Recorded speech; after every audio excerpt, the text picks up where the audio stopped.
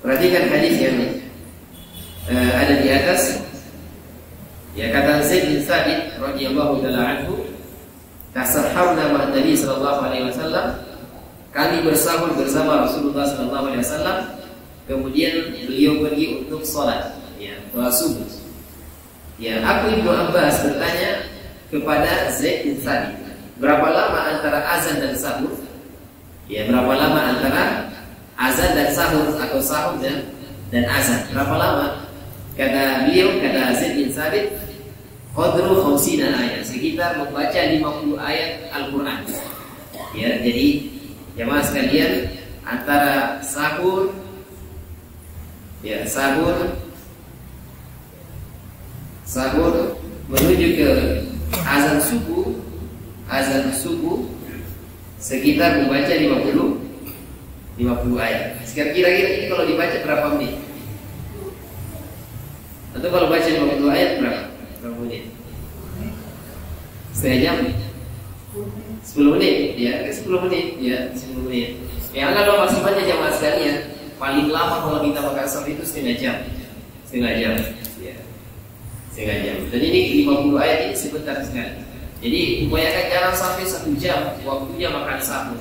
Ya, karena waktu imsak ini sampai azan subuh, bukan bunyi sirine, bukan salawatan, dan bukan juga mengaji di masjid.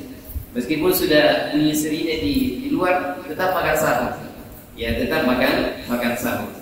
Dan sudah kita jelaskan jemaah sekalian bahwa keliru kalau kita mengikuti imsak itu batasannya adalah bunyi sirine. Ini keliru karena bunyi sirine sampai azan ini sekitar 10 menit, ya, ini sekitar 10 menit. Padahal 10 menit ini masih dihalalkan oleh Allah Subhanahu wa taala.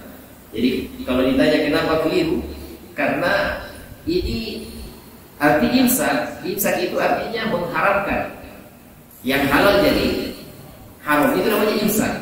Nah, sekarang kalau 10 menit dia mengatakan sudah imsak padahal baru bunyi sirine, maka dia mengharamkan sesuatu yang masih dihalalkan oleh Allah Subhanahu wa taala. Sehingga waktu ini masih boleh makan dan minum.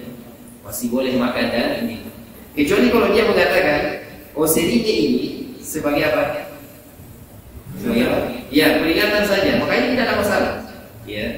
Cuma di desa-desa, di kampung-kampung, orang kalau sudah sirine bunyi sudah. Orang tua kita sekarang sudah melarang, jangan makan lagi, sudah bunyi sirine.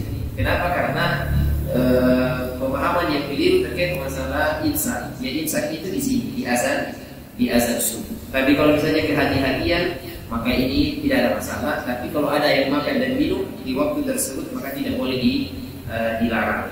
Ya, jadi kalau ditanya kenapa keliru, karena dia mengharapkan sesuatu yang masih apa? Dihalalkan oleh Allah Subhanahu wa taala. Jadi tidak lama ya imsak itu antara